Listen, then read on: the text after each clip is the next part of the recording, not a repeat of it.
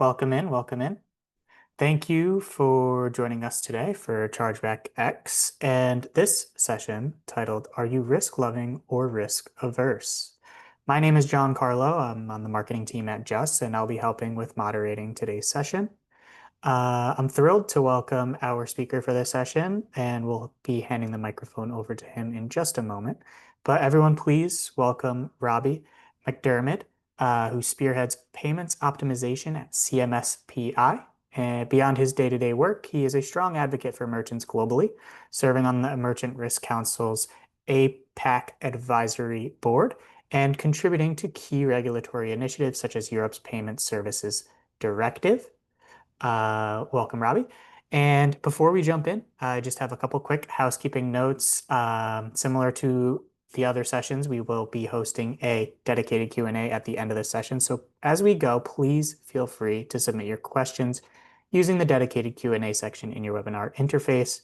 If you are watching from the lobby, we encourage you to join the session so you can submit your questions. There is a little question mark bubble that says Q&A within the Zoom interface that you can use to ask your questions. And we'll be keeping an eye on those and we'll make sure we get to as many as possible during that final segment.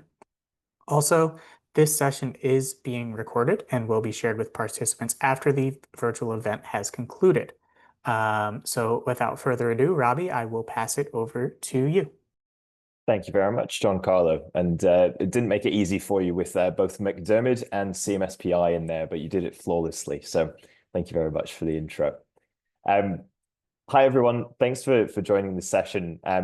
The sort of intent of this one is to step back from the fantastic content that's been delivered around chargebacks and fraud specifically over the start of today's sessions, and look at how fraud and fraud strategy sits within the broader payments supply chain for merchants. So understanding what the impacts are of various decisions across the fraud and chargebacks landscape, and how that impacts everything further up the chain and vice versa more so. I'm Robbie MacDiarmid, as John Carlo introduced me. I'm head of global product at CMSPI. And I have a background in economics, which is sort of why we've gone for this title of risk loving or risk averse as it relates to today. And it's all going to be about understanding, where you sit as a merchant and how willing you are to allow certain levels of risk or not, as the case may be, and what actually happens when transactions get into the supply chain, and maybe how you might want to adjust your strategy off the back of that. So that's the point of today. We're going to talk through the problems within the supply chain, what that might do in terms of your performance as a merchant, and what you can do to combat that, and a couple of key takeaways. And as John Carlo said, plenty of time for Q&A at the end as well. So to start off with possibly quite a scary statement to make, although not scary to start off with. I think people will be aware of this fact that every approved transaction in payments is the result of consensus. Every partner in the chain has to say yes in order for that transaction to be approved. So it's full agreement and alignment that this transaction is legitimate. So we're happy for this to go through. Now, of course, the flip side of that is that it only takes one no for that sale to vanish. And that's why understanding who's actually making decisions in your supply chain is really, really critical to having good overall payments performance. And of course, making your decline and approve decisions either up the chain or post-transaction is only one part of that decision-making network, and all the various points in that supply chain that can have an impact on whether a transaction is successful or not. So the old adage, you're only as strong as your weakest link, very much applies here, although weakest we're meaning just whoever is the most risk averse in this case. I think when you couple this with the fact that merchants generally are relying on an ever-growing number of partners to serve their customers. So when you think about the payment supply chain of even 5 years ago, 10 years ago, there's multiple parties that are not relevant or don't exist even back then, like orchestration, for example. Maybe internal orchestration was happening, but external third party, not so much. And so relying on these parties to make fraud decisions for you is something that has to be considered, not necessarily a bad thing, as we'll get into. I think the important thing to note is that some of those partners that you work with as a merchant may be more risk tolerant than you, but the likelihood is that they are much more risk averse than you, and prefer to decline transactions that appear risky or different, even if you're confident as a merchant that they are actually legitimate. So again, this session is a chance to step back from the details of chargebacks and fraud specifically, although we're still very much focused on the topic. And we'll look at what those outcomes of transactions reveal about your organization's sort of true appetite for risk, whether it's intentional or not. So talking first about the payments supply chain, I myself sort of talk about our theory of payments. I'll riff off the theory of everything in physics, if you're familiar. But the idea is that for every transaction, there's a balance of 3 primary forces. The first is fraud, of course. The risk that a transaction is illegitimate, the chargebacks that return, the costs that are associated with that fraud and risk, and obviously the responses that we as merchants go back to try and prevent that fraudulent transaction. The second key area is, as I've just mentioned there, cost. So we talk about your interchange scheme fees, network fees, processor fees, all the economics of moving money around and the costs that you incur, but also things like arbitration and representment and all the rest would fall into that bucket too. And the third and final force that we talk about in the theory of payments is approvals. Your conversion, your customer and transaction success, or just the likelihood that your transaction gets accepted at all. And that's that happy path of full consensus. This transaction is good.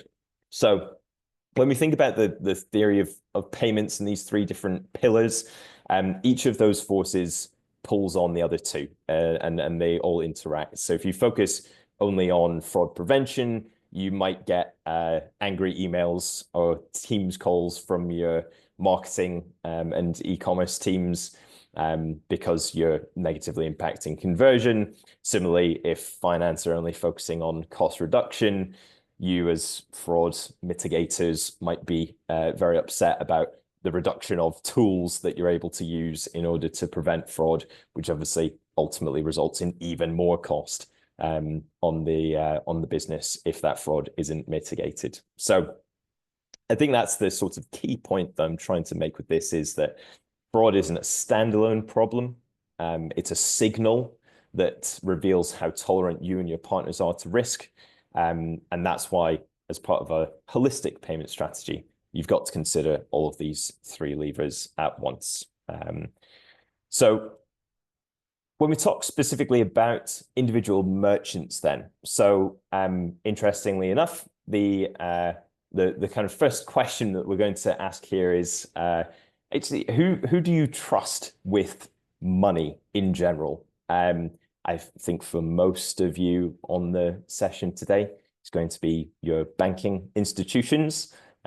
That's where I keep my money with the banks, and traditionally is where that would normally be. Of course, we now have Bitcoin, whether that's through a crypto wallet or just simply physically yourself, keeping your pass phrases for your Bitcoin directly. But as a merchant, again, of course, you require banks in order to facilitate payments, typically, unless we're talking stable coins. But generally, the question is far broader than in a customer or a consumer question. You have far more parties that are involved in the handling of or have an influence on the amount of money that you make as a merchant compared to being a consumer. And in general, when we're looking at a transaction, on average, there's probably between 6 to 8 different parties that are uniquely involved in a single payment transaction. For some transactions, that can be far, far more in number. And here we're talking about sort of 6 key areas of your merchant supply chain that will have the capability to make fraud and risk assessments on behalf of you or your customer, or just generally the likelihood of success of that transaction. So merchant IT security is sort of the first line of defense, of course, and this is more for your vulnerabilities and any possibility of data breaches, leaks, being hacked, etc., directly within the merchant ecosystem. Very important. Generally, we won't talk too much about that. We'll talk more about within the transaction itself. But of course, the policies and firewalls and IP checks and restrictions that you put in place up front on your website are going to be supremely important in the likelihood of success of a customer's transaction. And you could argue that a lot of that is going to be bad traffic. So that's fair enough, but still, they have a very important role to play in the overall transaction processing. The second piece, and maybe linked to that very last bucket as well, is your pre-authorization fraud and post-authorization fraud being your alternative there. Of course, you have many options for where and how you assess fraud specifically as a merchant, but naturally, as we've heard today, there are many parties that are able to support you in identifying and preventing fraudulent transactions from being successful up front. That'd be a pre-auth fraud, or after a transaction is successfully approved, reviewing and then being able to stop fraudulent transactions before, for example, you're shipping goods out and able to mitigate losses in that sense. An extremely important point of this, and again, obviously, there's an industry that has been built on being able to identify good customers and bad ones at that pre-auth and post-auth phases. It's a very valuable aspect of the payment supply chain. A couple of behind-the-scenes providers, although processors, PSPs, acquirers, however you call them, these parties, even if you are not directly contracting them to commit fraud-based decisions or risk-based decisions on your behalf, there are still risk-based decisions being made. So even with a separate third-party fraud tool, your acquirer would still be making risk-based assessments, particularly in light of VAMP, which I know is a session coming up next. More information on that program to come. But from that perspective, acquirers more than ever will be making these risk-based decisions at their stage of the transaction, as well as, and even if you have a third-party tool doing your risk assessments up front. Similarly, card schemes and networks are also making risk-based decisions constantly. I think there's a stat that Visa alone blocked $40 billion worth of fraud attempts last year alone, using a combination of techniques, but I think this was particularly focused on AI in fraud fighting. And obviously that's massive and fantastic, but again, is another layer down of you as a merchant having your fraud decisioning. So between these parties, there's a study that was done that said nearly 70% of merchants say they don't fully understand their acquirer or processor's fraud rules. And I think between those parties, the acquirer and then the schemes and networks, there is a lot of dark spots for merchants in terms of the risk decisioning that's happening there after you as a merchant have made your decision itself. And then issuer processors, we won't touch too much on those, but obviously the banks are making their fraud-based decisions as well and have essentially the final say on whether a transaction is approved or not. Although, as we've said, everybody has the final say on if a transaction isn't going to be approved. But issuers are a really important component on transaction being approved at all. So the point here being that coupled with the fact that stat in the top right corner there, that fraud vectors, attack vectors have shifted. It's no longer attacks to try and hack into your website. It's more so in social engineering, account takeover, and trying to move further and further up the chain in terms of where fraudsters get access to customers' accounts and ability to spend. It means that isolated fraud prevention measures no longer hold up in today's world. You can have the best fraud system in the world, but if it's a point-based solution, it's reviewing and it's a gate at one part of the transaction process. If your processor, your scheme, the issuer for the transaction, or whoever else in that supply chain is risk averse, they will be declining more transactions than you're declining. And similarly, fraudsters will be able to bypass fraud measures that are singular gates and looks at data in time. So that's a really important concept that I think I just wanted to get across there. Any decision that you're making as a merchant upfront in the chain is great, and you should absolutely be making risk-based decisions upfront based on the fantastic data that you have and the most visibility of a customer that any party in this supply chain is able to see. But don't be blind to the fact that there are many, many risk decisions being made further down the line, and that can eat quite significantly into your performance as a merchant. So merchant impact. What does this mean in practice for you? So a million different fraud vectors and angles that we've discussed there. We talked about account takeover. There's refund and returns abuse. First-party fraud, as we are all aware, is growing significantly, and trying to figure out the intent of a customer prior to them making a purchase is very, very difficult without some extreme level behavioral understanding of your customers. Even then, in the face of agentic commerce, I don't know if anyone's seen Google's release of the AP2 protocol, but that entire understanding of customers and their intent to make a purchase is possibly about to all go down the drain because you now have real customers that are indistinguishable from the malevolent bad actor bots that we've all spent decades trying to block and prevent from accessing sites. So very, very tricky in order to understand all of these various vectors as an individual merchant. However, there's maybe a stat that might surprise some folks on the call here.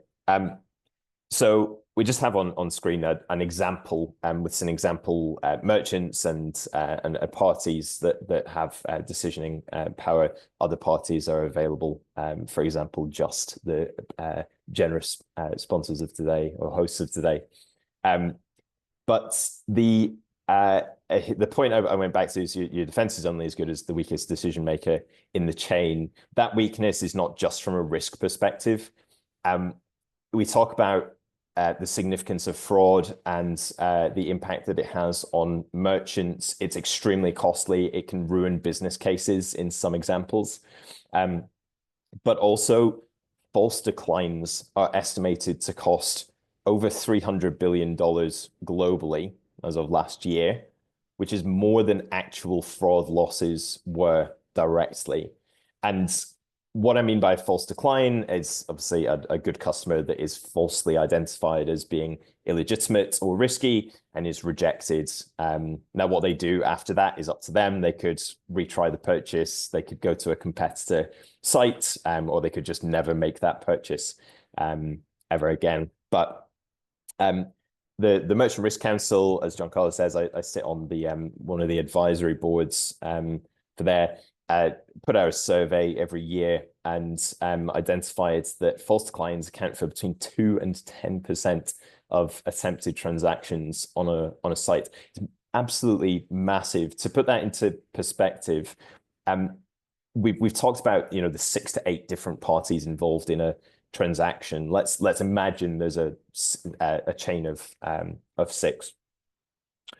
If each party is declining their transactions that they see at a rate of 2%, which would be pretty good, everybody has a 98% approval rate, then this stat of the 2 to 10% means that it all compounds. You have the first that's declining 2%, the second that's declining 2% of the remaining 98%, and so on and so on. That adds up to being between 0.5% to 1.5% of sales lost outright, accounting for customers that retry. Not to fraud, not to chargebacks, but to inefficient decisioning. And that is, that's millions. It is actually billions of revenue left on the table, or that is shifting away from your site to other sites. Typically larger merchants are the beneficiaries of that switch as well. But this is a really important concept, I think, for you to take away, is that false declines are as bad in terms of revenue loss as risk, although there are some caveats to where risk has further impacts down the chain. But the resultant authorization rate is really, really important for how you understand overall, again, what your risk tolerance is, and whether you're setting your risk tolerance or making your risk tolerance decisions too high up the chain without understanding of all the various declines that are going to happen later on. So moving into the merchant response, we talked a little bit about what the problems are. There are so many parties in the supply chain. They all have their own risk decisioning systems. The impact on merchants is that basically what I'm saying is whatever risk tolerance you think you have is actually amplified multiple times over by the rest of the supply chain. So you may be being too restrictive in how you're assessing your fraud and risk upfront in the chain. Again, with a million caveats that I'll get onto. But now to talk about the response. So what can you actually do as a merchant in order to improve how your fraud strategy and chargeback strategy sits within a broader payments ecosystem? And again, if you are specifically in a fraud or chargebacks focused team, this is what your marketing, your e-commerce platform, your operations, finance teams will be thinking about when they're setting their KPIs, which might be causing friction and issues with your team. So I think important to understand that context. I think the first important thing to note, and just a little piece bringing together that point we had on the false declines, is that yes, there's a lot of risk decisioning happening downstream in the supply chain, but that is not independent of or from the decisioning that you make. So what I mean by that is we see merchants that have exclusively post-authorization fraud screening compared to pre-authorization fraud screening. So these are third-party tools or just internally making risk-based decisions on approve or decline. We see those merchants that have only post-authorization fraud screening, on average, having roughly a 5% lower authorization rate than their counterparts. So what does that mean? For merchants that have their risk-based decisioning after the transaction has gone through that supply chain from the acquirer through to the network through to the issuer, the customer's issuer themselves, on average, 1 in 20 of customers attempting transactions on that site are going to be declined when they otherwise would have been approved with a merchant that was conducting pre-authorization risk-based controls. Now, that is purely down to the concept of merchant ID credit history or credit health. So this is the concept that the cleaner traffic you send to the rest of the supply chain, the better you will be perceived as a merchant. So it's a super important concept. It's why we talk about mid-warming, for example, when you're setting up a new mid. Typically, you will slowly build up volume over the course of months in order to, signal to issuers, hey, this is a new mid, but don't worry, it's not risky. Here's a load of good volume, but slowly ramping up over time so that you're not just getting a single day with millions of transactions coming from this new mid that's never been seen before. So this is a real concept. It might not be called mid credit health exactly from issuer to issuer, but absolutely, the cleaner traffic you can send to the rest of the supply chain, the better you will be viewed as a merchant. And therefore the better results you will have in terms of your transactions, and almost the more that the supply chain can dial down their risk aversion when they know that you have sent them typically very good transactions. So of course you can control this, and obviously the only counter to consider is make sure that your pre-auth fraud screening is not excessively declining transactions or potentially good transactions, because that's when you do start to introduce more false declines and can end up with less overall revenue than you'd originally intended anyway. So important concept there. The second is obviously who you choose for that fraud partner. So without giving any endorsement or indication of parties, more the point is that again, from that same MRC member survey, it's almost 2/3 of merchants plan to increase their spending on fraud prevention in the next 2 years. That's fairly consistent from what we've seen recently, and only indicates that the threat of fraud is continuing to grow. The point is, between fraud partner decisioning, is that there are a number of different options, as you might be aware of. Some will have customizable rules, some will have ML models that are uncustomizable.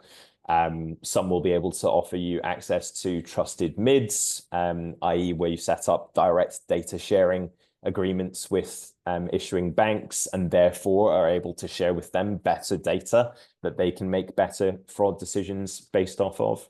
But it's not one size fits all, as might be obvious for everybody here. What might not be so obvious is that it's near enough the inverse of that 63%. Just under 30% of merchants feel confident in the KPIs that they track and their understanding of return on investment for investing in fraud solutions. And so that is what I see from speaking to merchants every day, is that this is consistent. It's very tricky to understand the true ROI of fraud prevention tools for a number of reasons, but particularly because false declines are very tricky to understand fully. Because if you've declined that transaction, unless the customer reaches out to you and you can verify that they are legitimate, you're not really going to know if that transaction was legitimate or not, if it doesn't have the chance to result in in a chargeback, for example. And that is why a lot of merchants will have certain rule sets where they will allow some obvious or semi-obvious fraud through in order to then see if it results in chargeback and be able to train models better further up the line based on that too. So very important here. It's not just about the tools that you use, it's about how you define that success. The KPIs need to be very tight in order to understand, the full, let's say, attrition in the funnel. So important there.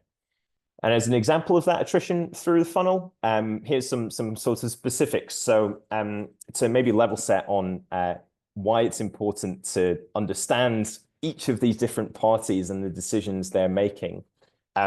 You as merchants will see, or at the very least, your e-commerce or payments teams will be seeing a number of different approval rates. And as you can see on the slide, there are many different definitions of what an approval rate is. If we say in this instance, we've got 100 authorizations or authorization attempts that are sent through the supply chain, ultimately to issuers. In this example, we've got issuers declining 9 transactions for various reasons. Then you would look at a gross approval rate, at least from an issuer perspective, of 91%. Now, if you look at just gross, you're going to get an idea of efficiency, but you're not going to get an actual idea of the revenue that you captured as a result of attempted transactions through your network. So here we have the example of one of these attempts was a customer retrying the transaction. So there was actually 99 individual customer attempts, and one of those was 2 attempted transactions that resulted in a success. So the actual net approval rate then is your 91.9% as we got there, because really there was only 99 attempted orders, even if there was 100 attempted transactions. In this example, we have a post-auth fraud provider for simplicity, who's declining 3 of those authorizations, who would be reporting a 96.7% approval rate. Very important to understand, though, that that is not 96.7% of your 100 authorizations. Otherwise, we would expect to see 96, 97 approved transactions. No, we only have 88 transactions here because the fraud provider has only seen 91 approved authorizations. So your true gross approval rate is 88% here. But these are really important metrics, and a lot of the confusion between teams internally, fraud, payments, and finance and otherwise, is due to the definition of this particular element. So very important to be clear when you're speaking about these areas internally. So to look ahead and sort of close out on the session, the fact that every institution is investing in fraud detection technology is, 1, not a given, and 2, it might be outsourced, and 3, you can't assume that they are as motivated as you to either get customers through the checkout or vice versa to prevent fraudulent transactions. There are various different motivations to do that. And the other fact is that in this industry, there's a lot of M&A activity. There are a lot of platforms that are constantly being combined together. And that is often resulting in elements where you have decisions being made that actually nobody is looking closely at. There's an example of a QSR, a restaurant that's on one of their ordering sites. They were using an old platform that had merged with a new PSP, and had no issue for many, many years on that until somebody identified that in comparison to other ordering platforms, they were seeing a far, far lower conversion rate. When they dug into it, it was that that old platform had its own set of fraud rules that nobody was responsible for or managed within the PSP that had acquired that platform. Eventually, at that time, it must have just fallen off the radar. So that's, I mean, goodness knows how much in revenue was lost at that time, but super, super important and very, very invisible as well in being able to see this. The other piece to this is with the rise of agentic commerce, all of this investment to date in being able to detect and prevent bots and synthetic attempted transactions is now very difficult to reconcile with the fact that if you want to accept agentic commerce, you are going to have to allow what essentially looks like these malicious bots to interact with your website. So everybody is going to have to go through an overhaul of fraud. Make sure that you really understand what your partners are doing with respect to that, and therefore what you need to do to tweak your risk tolerance to end up with the appropriate amount of revenue at the end of it all. And we've spoken a little bit about this, what is the alternative to leaving transactions through the supply chain? Well, we talked about trusted mids, using fraud tools and third parties to support in decisioning, cleaning up traffic in advance of it getting to the end point of the supply chain. But the other piece is simply just data. And using enhanced data around the user and everything that they use, which, for anybody that's submitting responses through C 3.0 or RDR or various other methods, understanding your customer is super important, understanding the user flow, but then also the transaction data as well, being able to link those two together. I think Kim was mentioning that fact about some of the pieces around C 3.0 and what information isn't usable, but fundamentally enhancing data is sort of the only pushback in your ability to prevent this fraud. Now, again, there's a very important role for merchants to play in the setup of agentic commerce, because if an agent is making a transaction, you might lose all of that light blue on the left-hand side from the user, and you might even lose all of that purple of the transaction from if that agent is accepting the payment directly from the customer, or it's being passed through a wallet or whatever that may be. So very important, and it's very important that in the face of agentic AI and commerce, that you understand how you are going to gather this data in that potential new world. We will still have regular e-commerce and brick and mortar commerce as well, but agentic as a new channel will be very important to make sure that you still retain this level of data access in order to make better fraud-based decisions. So we have, I think, 5 minutes now for questions. I'll leave this key takeaway slide up for people to maybe screenshot or otherwise as they see fit. But yeah, Giancarlo, if there's questions from the floor, then we'd be happy to take those. For sure. And just want to say thank you, Robbie. Awesome session.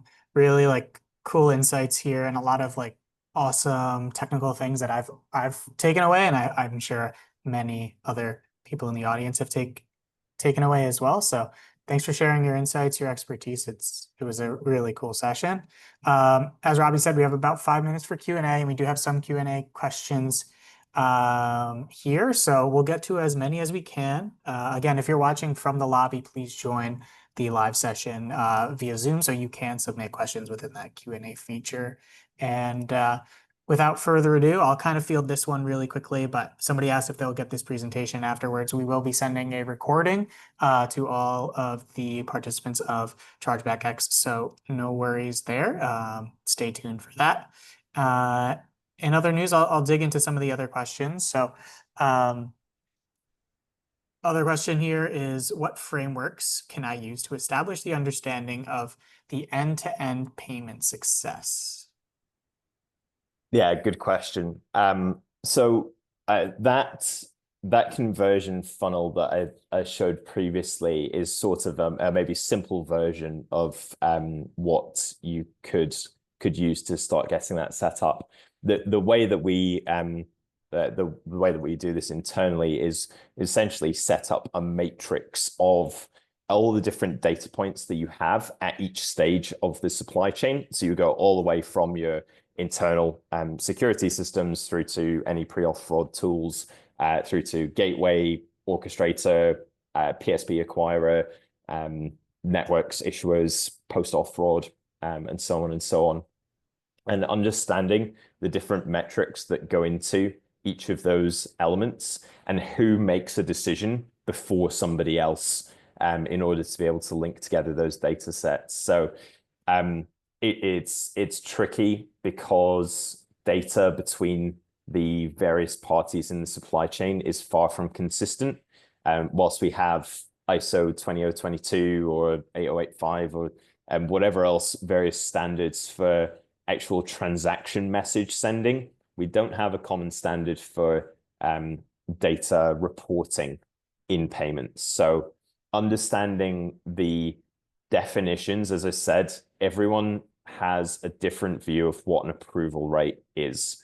Net versus gross is probably the first one, but also gross approval rates could exclude obvious fraud, which you might not view as being obviously fraud, and outliers and all the rest. And similarly, there's different approval rates that happen at different points in the chain. So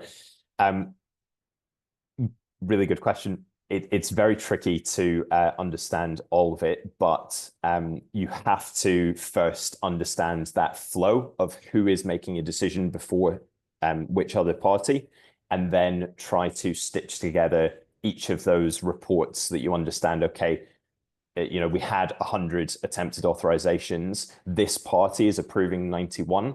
This other party is approving 89. But that second party only saw 91 approved transactions. So actually their approval rate is 89 out of the 91 rather than 89 out of the 100. So very similar and mirrors the sort of marketing funnel for conversion. But for payments, similar, very different data sets and tricky to understand, but it can be done, just needs to be an understanding of what data you have and being able to link together those data sets, which your partners should be able to support you with on that journey as well. Nice. Awesome. Thank you for the response. I think we have time for one more. We do have the next session starting at the top of the hour. So I want to be also respectful of that. But let's get to one more question. And then if there's anything remaining, we will reach out with a response either from Robbie or somebody at Just. So here we go. Let's take a look. What KPIs should I be aiming for, Robbie? I don't know if there's like a list that you keep or Yeah, what a do you good think? question. I would say top priority would be chargeback ratios, VAMP ratio, topical with the session coming up, and the respective for alternative networks as well, and then net approval rates. So your net authorization rates and the result of order attempts rather than just individual transaction attempts, and being able to siphon off those customers that have retried multiple times and treat them as a separate problem for you to solve, rather than just saying that overall your authorization rates are potentially very poor. So yeah, loads. I'm happy to share. We do have a big list of important KPIs. So if anyone wants to reach out to me after the session, then the last slide in this deck is got my email on it as well. So feel free to reach out. But yeah, I thank you all for the time today. I just encourage you to ask that question of your payments partners. What risk decisioning are you making? And that'll help you on the path to understanding your risk tolerance or risk aversion. So thanks, everyone. Thanks, Giancarlo. Thank you, Robbie. Really appreciate it. Few closing notes as people want to potentially shift it to the next session. Feel free to join us over there. We will be demystifying VAMP and sharing some insights on what merchants need to know. This is a a really great session that we're really excited for will be Ronen, who led our opening session. He's our co-founder and chief risk officer at Just. He will be speaking with Amit Patel, vice president Visa risk programs at Visa, all about VAMP. So hour-long session, really exciting, and would love to have you join us there. So if you would like to join, please go back to the lobby, find the session, click the join button, and we will see you there. I will leave this up for a moment, but again, I just want to say, Robbie, thank you. It's always a pleasure working with you, hearing you speak. It's a really, really awesome session, and we look forward to speaking with you again soon. Perfect. Thanks for a great day already. Looking forward to the last session and tomorrow as well. Sounds good. See you guys there.